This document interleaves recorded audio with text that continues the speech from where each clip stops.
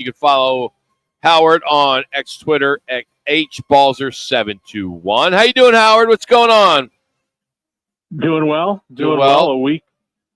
A week from the draft, so it's here. It's here. Yeah, you don't get into the mock drafts, right? You don't waste your time on that, do you? I look at them a little bit. I mean, it's been, there's so many of them now, and there's so much stuff that's just thrown around out there. And, I understand the interest that people have, but when they think that actually these things are based from a foundation of knowledge, like anyone knows what these teams are going to do, that anyone believes that, I kind of just laugh, at that. But, the teams look at them because, they don't know from some of the people, hey, are they talking to people with teams? But, the reality is if anyone's talking to people with teams, if they're telling the truth, it's because they want a certain thing out there. But most of the time they're not, because a lot of times teams want a certain thing out there to throw off other teams. So you never really know what's real and what's not. So yeah, I look at them. I used to do them a lot, but the thing now, they're so out of hand. I know, Nick Casario, the GM of the Patriots, I'm sorry, not the Patriots, he used to be with the Patriots, now with the Texans. He made a comment in his press conference the other day where he referred to the fact that there's like 4,000 mock drafts out there. Then he changed it to 1 million. Well, I don't know if it's 1 million, but there's so many of them, and people do multiple, mock drafts. I mean, heck, I remember the day back when I was on ESPN for the first draft in a lot of the early years. I remember the day when people did one mock draft, and it was about a week before the draft, and that was it. I mean, heck, now you have mock drafts during the season when no one even knows what the order of selection is. I mean, it's just crazy. So, but we all know who the top players are. But I always figure that, hey, let it play out, because the only ones who truly know what teams are thinking about a player are the teams themselves. So, how when you look at the Cardinals, you look at the free agent moves, you look at the holes that they may have, they look at the depth, and at that 16th position, do you try to deduct who the most likely would pick, or you just kind of sit back and let it go and then worry about it or comment on it later, or are you looking to prognosticate that was a good pick or not? Well, when the pick happens, we all want to talk about it, and I usually give teams, the benefit of the doubt, and that's where it really gets, kind of comical when a team will pick somebody that no one thought they would pick. All of a sudden, oh, they reached, or what are they doing? They don't know what they're doing. Well, the amount of time that these teams spend on it is remarkable. Now, that doesn't mean obviously that every pick works out, because they don't, and everybody making the picks realizes that, but it's mostly after the fact. But yeah, you definitely look at, different directions the Cardinals could go in. But, if they're going to take an offensive line, first of all, we don't know obviously who's going to be there at 16, but you look at bunches of players. If they take an offensive lineman, it could be someone in this group. If it's an edge rusher or interior defensive lineman, it could be someone here. But the reality is they're going to do what they feel is best for them. And I think it could be, a lot of different positions. We've talked about this over the last few weeks. It could be, there's a lot of positions that it could end up being if they even stay at 16. And, so far, this is one of the first drafts ever that a week before the draft, every team has its own number one pick. No picks have been traded at this point for this draft in the first round. Now, will there be a bunch of deals in the first round? Who knows? You always see some jockeying around.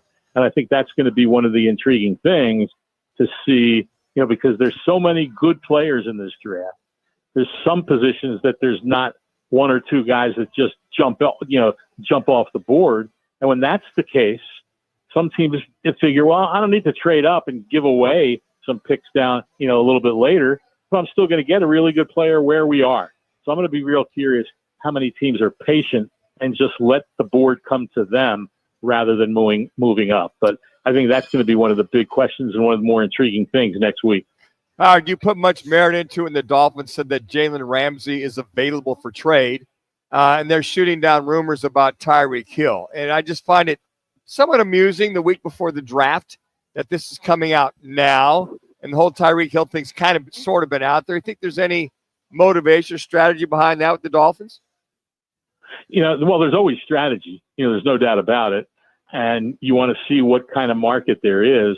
It was strange, though, to put it out there publicly. Yes. I mean, and especially less than a year after they gave him this huge contract extension, which just seems to be very, very weird what the Dolphins are doing. Now, the words that I've been hearing, the Tyreek Hill situation seems to be going back and forth.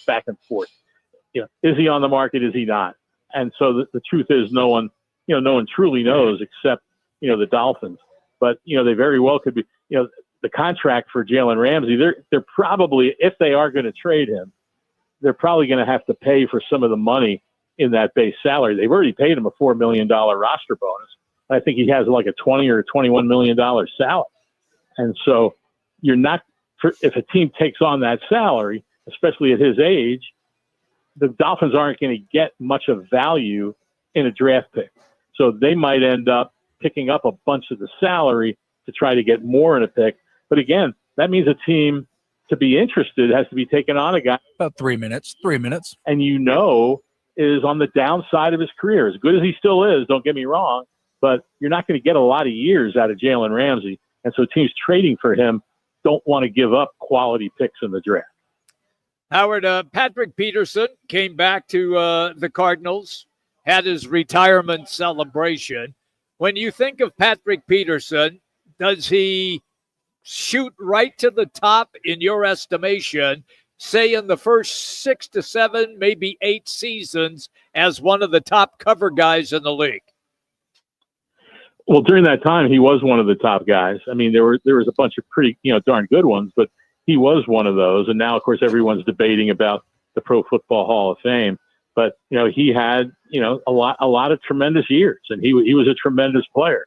Hall of Fame, that's another whole level. And especially the way they're doing it now could make it difficult when he comes up. I was looking at some of the other players, even in just his year, 2029, and there's some top guys there, but, played a lot of great football. It's interesting to me now that all of a sudden he's, embracing getting back in the good graces of the organization. I don't know if you guys saw the story today. He's going to be announcing the Cardinals pick in the 2nd and 3rd round of the draft, and, all this about. And I look at it and I say, it's just interesting to me. None of this happened for Larry Fitzgerald. And Larry Fitzgerald now granted, he didn't leave with bad feelings like Patrick Peterson did, and didn't rip the team, publicly after he wasn't playing anymore, as Peterson did when he went on to play 3 more seasons. But there was never a retirement press conference for Larry Fitzgerald. And so I've kind of wondered about this whole, oh my goodness, he's now, mended all the fences, and now he's out there and happy and the whole bit, and wanting everybody to notice him. So Just over a minute. On the playing field, the guy was a hell of a player, no doubt about it. Yeah, you don't see him maybe being the next color analyst on radio, do you? Could he be trying to sell himself for that? Who knows?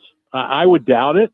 Yeah. But then again, I mean, because he comes right out and says, I want to be in the media.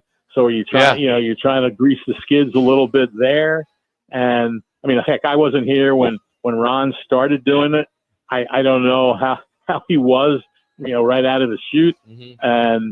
And so, but, when you haven't done any broadcasting, that's not easy to just step right into, especially on a radio broadcast where you've really got to react and, say what you're saying and, and all those things. But who knows? Maybe he's trying to, and maybe he wants a shot at that.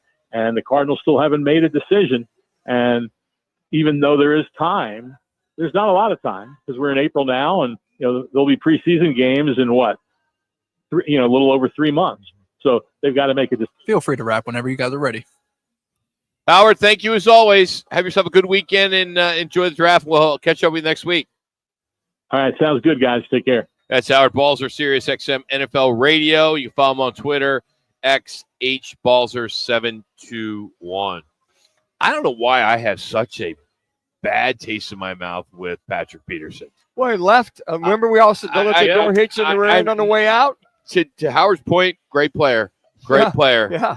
But, he's going to have his number. He's going to be on the wall. He's going to get his number retired, all that good stuff. He rubbed you the wrong way. I think he's rubbed a lot of people. A lot of us the wrong way. Well, especially, too, because he left Arizona. I think he thought he was going to play for another 10 years, 8 years. He only played for 3 seasons if you count the Steelers where he didn't play much. So maybe his expectations were, I'm on the hot side of my career. Well, let me trash the Cardinals, and didn't work out. Well, here's that. His last 3 years here were not good. No. Missing tackles. He was getting burned much. Getting torched. And then he asked for the trade during Wilkes' that Oprah year. Yeah, I remember that. I don't know how the Bidwell organization, Cardinal organization, can put out the red carpet like this.